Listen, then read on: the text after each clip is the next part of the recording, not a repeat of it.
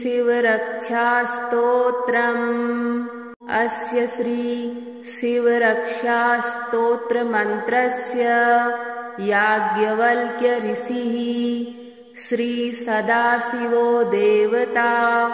अनुष्टुप् छन्दः श्री सदाशिव प्रीत्यर्थम् शिवरक्षास्तोत्र जपे विनियोगः। चरितं देवदेवस्य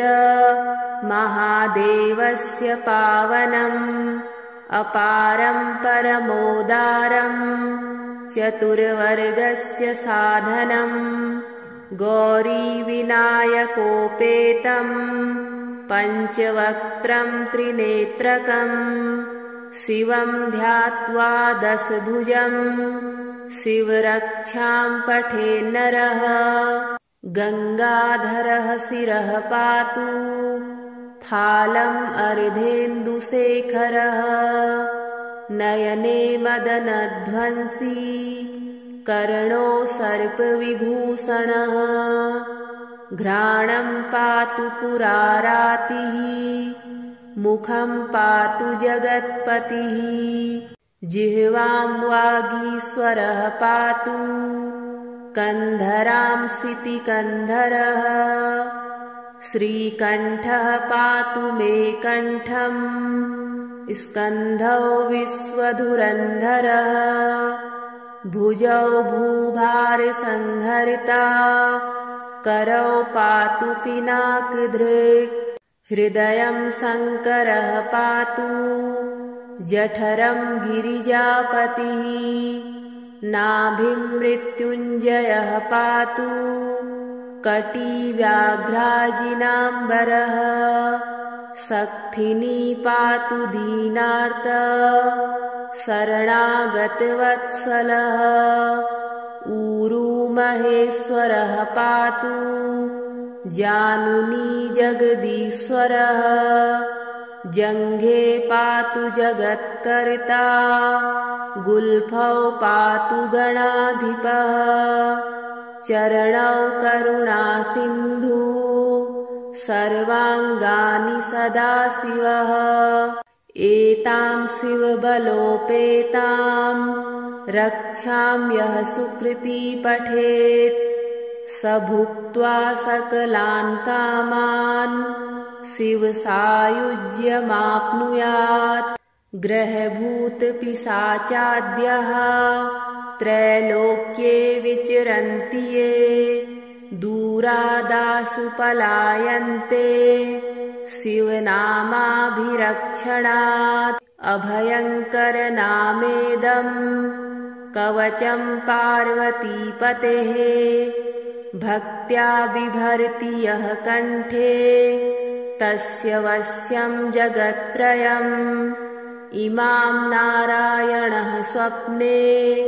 शिवरक्षां यथा दिशत् प्रातरुत्थाय योगीन्द्रो याज्ञवल्क्यः तथा लिखत् चरितं देवदेवस्य महादेवस्य पावनम् अपारं परमोदारं चतुर्वर्गस्य साधनम् गौरीविनायकोपेतं पञ्चवक्त्रं त्रिनेत्रकम् शिवं ध्यात्वा दशभुजं शिवरक्षां पठेन्नरः गंगाधरः शिरः पातु फालम् अर्धेन्दुशेखरः नयने मदनध्वंसी कर्णो सर्पविभूषणः घ्राणं पातु पुरारातिः मुखं पातु जगत्पतिः जिह्वां वागीश्वरः पातु कंधरां सितिकन्धरः श्रीकण्ठः पातु मे कण्ठं स्कन्धौ विश्वधुरन्धरः भुजौ भूभारसंहरिता करौ पातु पिनाकधृक् हृदयं शङ्करः पातु जठरं गिरिजापतिः नाभिं मृत्युञ्जयः पातु कटिव्याघ्राजिनाम्बरः सक्थिनी पातु दीनार्त शरणागतवत्सलः ऊरू महेश्वरः पातु जानुनी जगदीश्वरः जङ्घे पातु जगत्कर्ता गुल्फौ पातु गणाधिपः चरणौ करुणासिन्धु सर्वाङ्गानि सदाशिवः एतां शिवबलोपेतां रक्षां यः सुकृती पठेत् स भुक्त्वा सकलान् कामान् शिवसायुज्यमाप्नुयात् ग्रहभूतपिशाचाद्यः त्रैलोक्ये विचरन्ति ये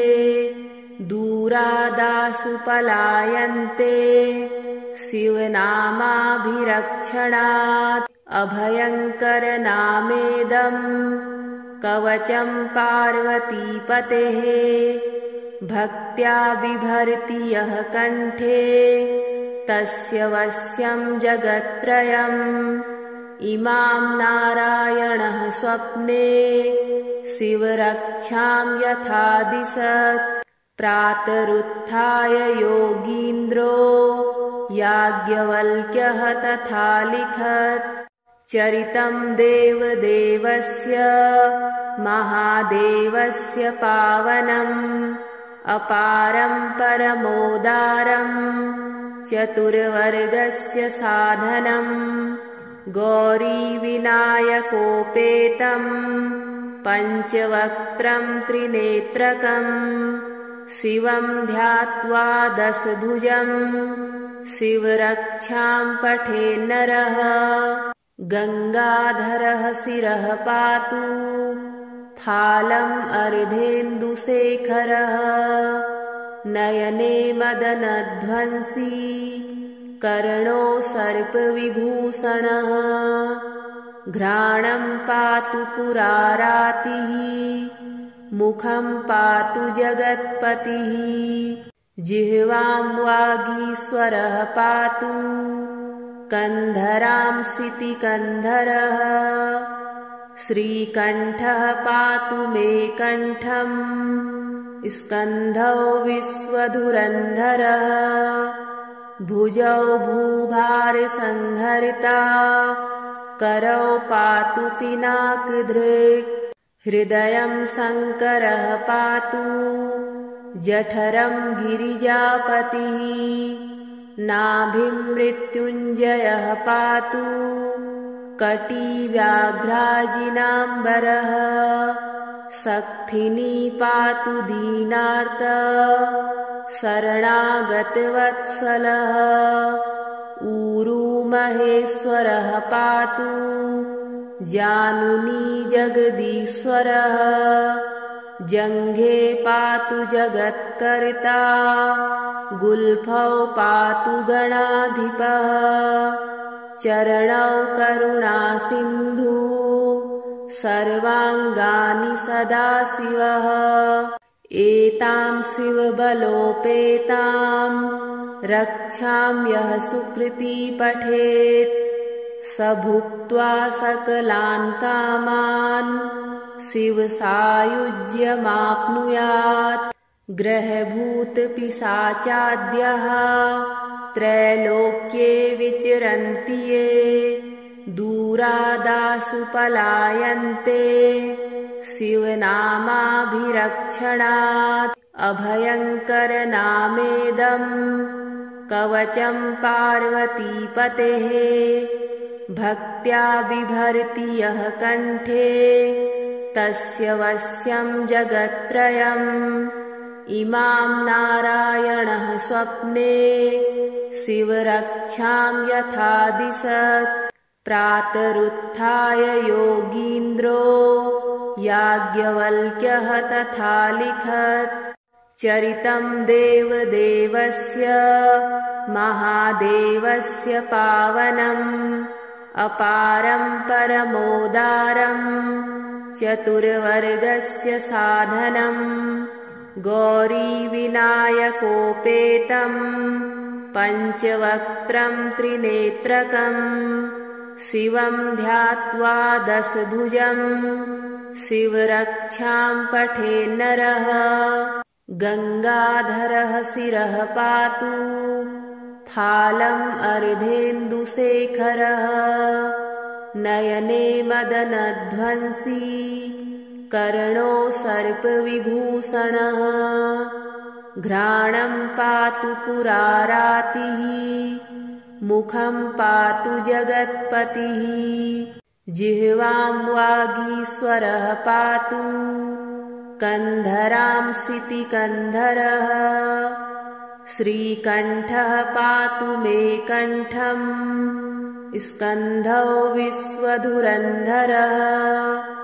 भुजौ भूभारसंहरिता करौ पातु पिनाकधृक् हृदयं शङ्करः पातु जठरं गिरिजापतिः नाभिं मृत्युञ्जयः पातु कटिव्याघ्राजिनाम्बरः सक्थिनी पातु दीनार्त शरणागतवत्सलः ऊरुमहेश्वरः पातु जानुनी जगदीश्वरः जङ्घे पातु जगत्कर्ता गुल्फौ पातु गणाधिपः चरणौ करुणासिन्धु सर्वाङ्गानि सदाशिवः एतां शिवबलोपेतां रक्षां यः सुकृती पठेत् स भुक्त्वा सकलान् कामान् शिवसायुज्यमाप्नुयात् ग्रहभूतपिशाचाद्यः त्रैलोक्ये विचरन्ति ये दूरादासु पलायन्ते शिवनामाभिरक्षणात् अभयङ्करनामेदं कवचं पार्वतीपतेः भक्त्या बिभर्ति यः कण्ठे तस्य वश्यं जगत्त्रयम् इमां नारायणः स्वप्ने शिवरक्षां यथा दिशत् प्रातरुत्थाय योगीन्द्रो याज्ञवल्क्यः तथा लिखत् चरितं देवदेवस्य महादेवस्य पावनम् अपारं परमोदारं चतुर्वर्गस्य साधनं गौरीविनायकोपेतं पञ्चवक्त्रं त्रिनेत्रकं शिवं ध्यात्वा दशभुजं शिवरक्षां पठेन्नरः गङ्गाधरः शिरः पातु फालम् अर्धेन्दुशेखरः नयने मदनध्वंसी कर्णो सर्पविभूषणः घ्राणं पातु पुरारातिः मुखं पातु जगत्पतिः जिह्वां वागीश्वरः पातु कन्धरां सितिकन्धरः श्रीकण्ठः पातु मे कण्ठं स्कन्धौ विश्वधुरन्धरः भुजौ भूभारसंहरिता करौ पातु पिनाकधृक् हृदयं शङ्करः पातु जठरं गिरिजापतिः नाभिं मृत्युञ्जयः पातु कटिव्याघ्राजिनाम्बरः सक्थिनी पातु दीनार्त शरणागतवत्सलः ऊरुमहेश्वरः पातु जानुनी जगदीश्वरः जङ्घे पातु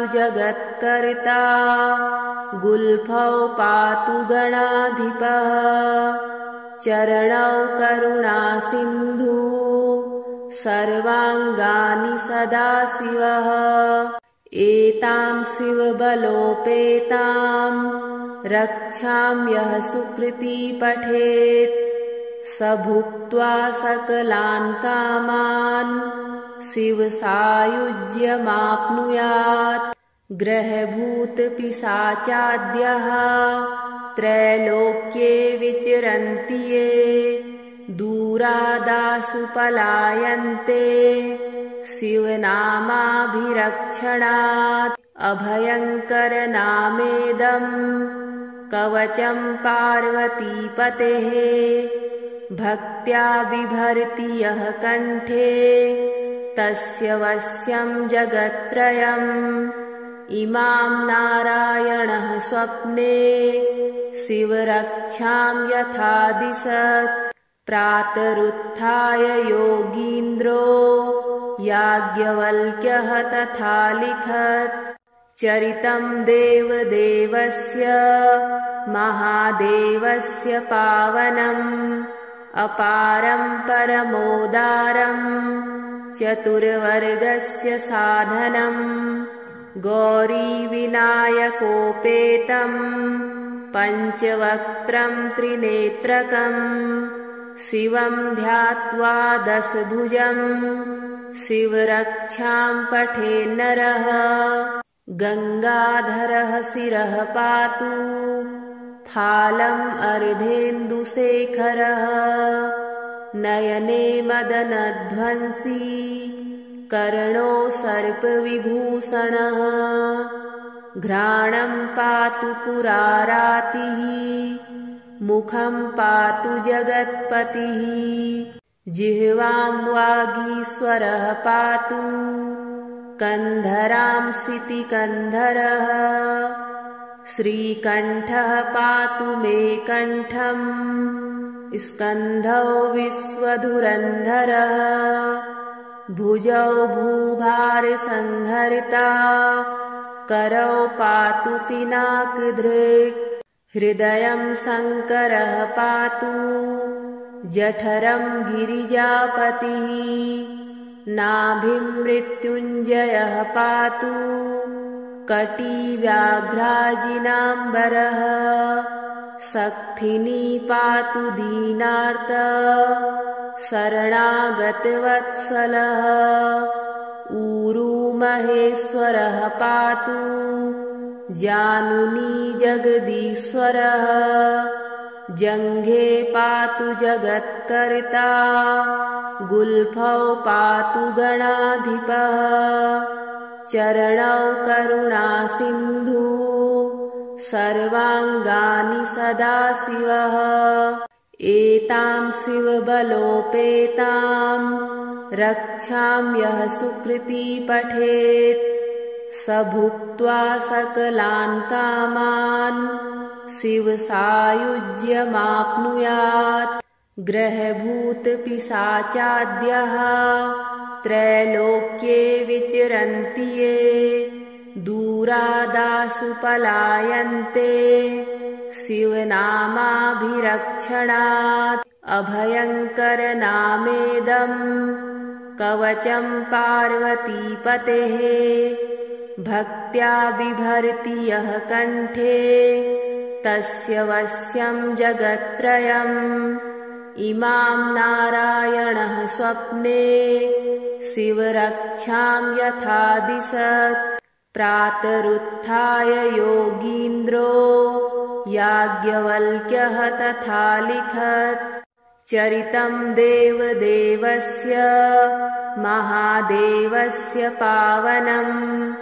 अपारं परमोदारं चतुर्वर्गस्य साधनम् गौरीविनायकोपेतं पञ्चवक्त्रं त्रिनेत्रकम् शिवं ध्यात्वा दशभुजं शिवरक्षां पठेन्नरः गङ्गाधरः शिरः पातु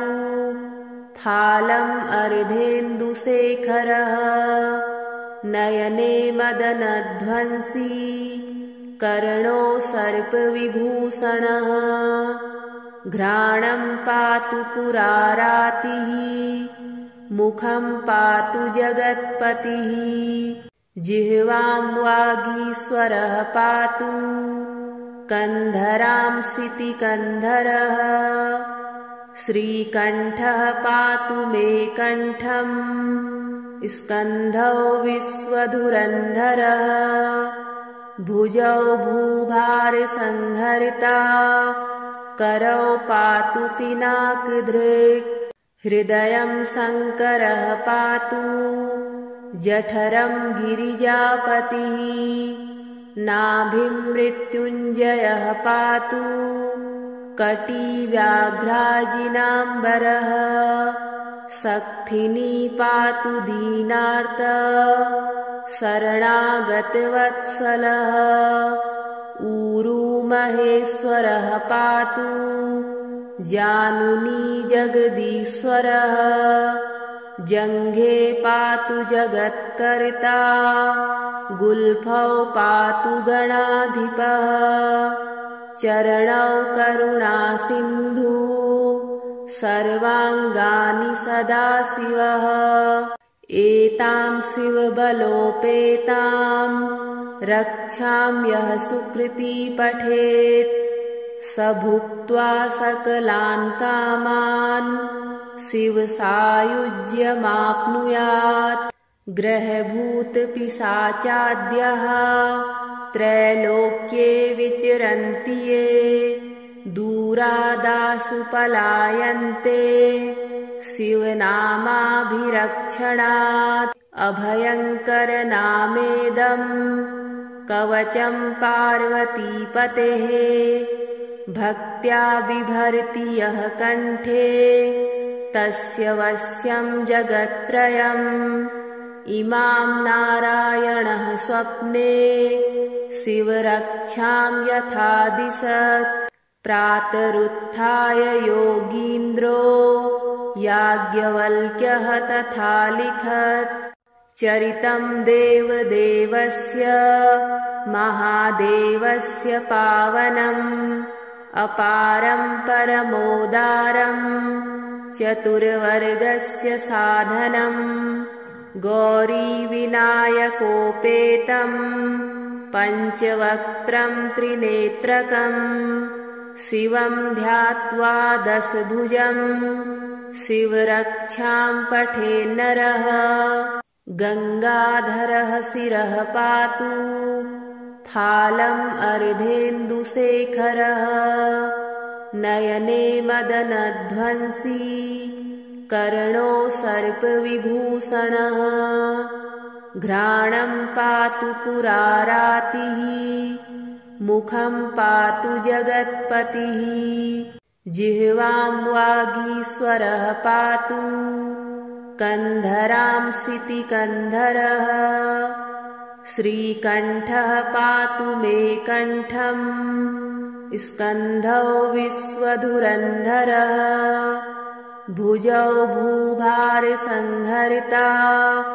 करौ पातु पिनाकधृक् हृदयं शङ्करः पातु जठरं गिरिजापतिः नाभिं मृत्युञ्जयः पातु कटिव्याघ्राजिनाम्बरः सक्थिनी पातु दीनार्त शरणागतवत्सलः ऊरू महेश्वरः पातु जानुनी जगदीश्वरः जङ्घे पातु जगत्कर्ता गुल्फौ पातु गणाधिपः चरणौ करुणासिन्धु सर्वाङ्गानि सदाशिवः एतां शिवबलोपेतां रक्षां यः सुकृती पठेत् स भुक्त्वा सकलान् कामान् शिवसायुज्यमाप्नुयात् ग्रहभूतपिशाचाद्यः त्रैलोक्ये विचरन्ति ये दूरादासु पलायन्ते शिवनामाभिरक्षणात् अभयङ्करनामेदम् कवचं पार्वतीपतेः भक्त्या बिभर्ति यः कण्ठे तस्य वश्यं जगत्त्रयम् इमां नारायणः स्वप्ने शिवरक्षां यथा दिशत् प्रातरुत्थाय योगीन्द्रो याज्ञवल्क्यः तथा लिखत् चरितं देवदेवस्य महादेवस्य पावनम् अपारं परमोदारं चतुर्वर्गस्य साधनम् गौरीविनायकोपेतं पञ्चवक्त्रं त्रिनेत्रकम् शिवं ध्यात्वा दशभुजं शिवरक्षां पठेन्नरः गङ्गाधरः शिरः पातु फालम् अर्धेन्दुशेखरः नयने मदनध्वंसी कर्णो सर्पविभूषणः घ्राणं पातु पुरारातिः मुखं पातु जगत्पतिः जिह्वां वागीश्वरः पातु कन्धरां सितिकन्धरः श्रीकण्ठः पातु मे कण्ठम् स्कन्धौ विश्वधुरन्धरः भुजौ भूभारसंहरिता करौ पातु पिनाकधृक् हृदयं शङ्करः पातु जठरं गिरिजापतिः नाभिं मृत्युञ्जयः पातु कटिव्याघ्राजिनाम्बरः सक्थिनी पातु दीनार्त शरणागतवत्सलः ऊरू महेश्वरः पातु जानुनी जगदीश्वरः जङ्घे पातु जगत्कर्ता गुल्फौ पातु गणाधिपः चरणौ करुणासिन्धु सर्वाङ्गानि सदाशिवः एतां शिवबलोपेतां रक्षां यः सुकृती पठेत् स भुक्त्वा सकलान् कामान् शिवसायुज्यमाप्नुयात् ग्रहभूतपिशाचाद्यः त्रैलोक्ये विचरन्ति ये दूरादासु पलायन्ते शिवनामाभिरक्षणात् अभयङ्करनामेदम् कवचं पार्वतीपतेः भक्त्या बिभर्ति यः कण्ठे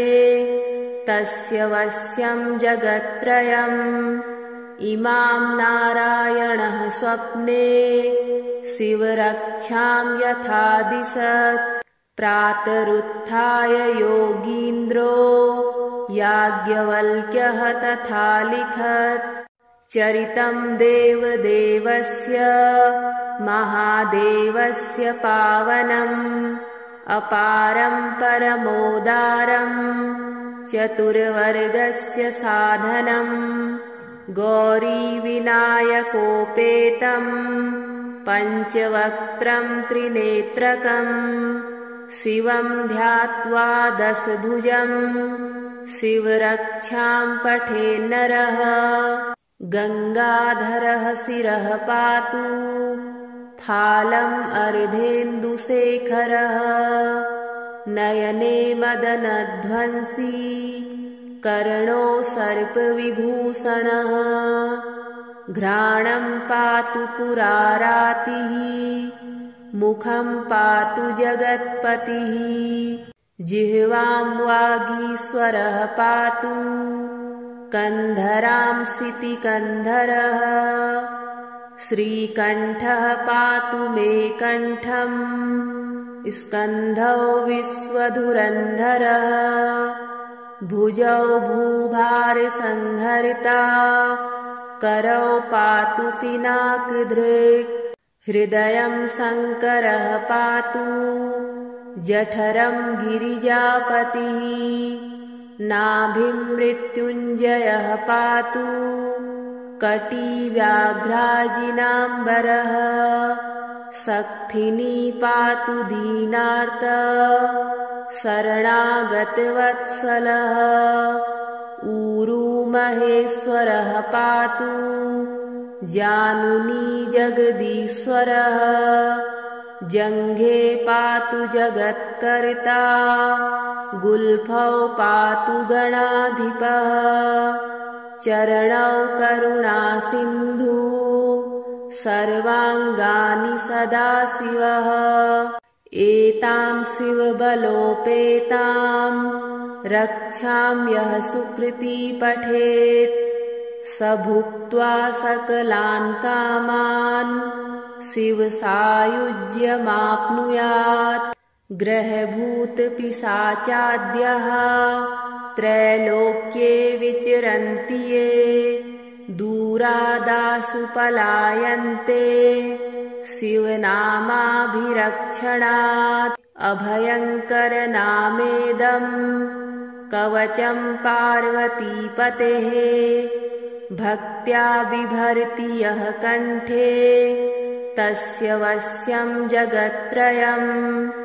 इमां नारायणः स्वप्ने शिवरक्षां यथा दिशत् प्रातरुत्थाय योगीन्द्रो याज्ञवल्क्यः तथा लिखत् चरितं देवदेवस्य महादेवस्य पावनम् अपारं परमोदारं चतुर्वर्गस्य साधनम् गौरीविनायकोपेतं पञ्चवक्त्रं त्रिनेत्रकम् शिवं ध्यात्वा दशभुजं शिवरक्षां पठेन्नरः गङ्गाधरः शिरः पातु फालम् अर्धेन्दुशेखरः नयने मदनध्वंसी कर्णो सर्पविभूषणः घ्राणं पातु पुरारातिः मुखं पातु जगत्पतिः जिह्वां वागीश्वरः पातु कन्धरां सितिकन्धरः श्रीकण्ठः पातु मे कण्ठम् स्कन्धौ विश्वधुरन्धरः भुजौ भूभारसंहर्ता करौ पातु पिनाकधृक् हृदयं शङ्करः पातु जठरं गिरिजापतिः नाभिं मृत्युञ्जयः पातु कटिव्याघ्राजिनाम्बरः सक्थिनी पातु दीनार्त शरणागतवत्सलः ऊरू महेश्वरः पातु जानुनी जगदीश्वरः जङ्घे पातु जगत्कर्ता गुल्फौ पातु गणाधिपः चरणौ करुणासिन्धु सर्वाङ्गानि सदाशिवः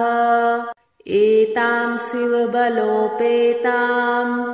रक्षां यः सुकृती पठेत् स भुक्त्वा सकलान् कामान् शिवसायुज्यमाप्नुयात् ग्रहभूतपिशाचाद्यः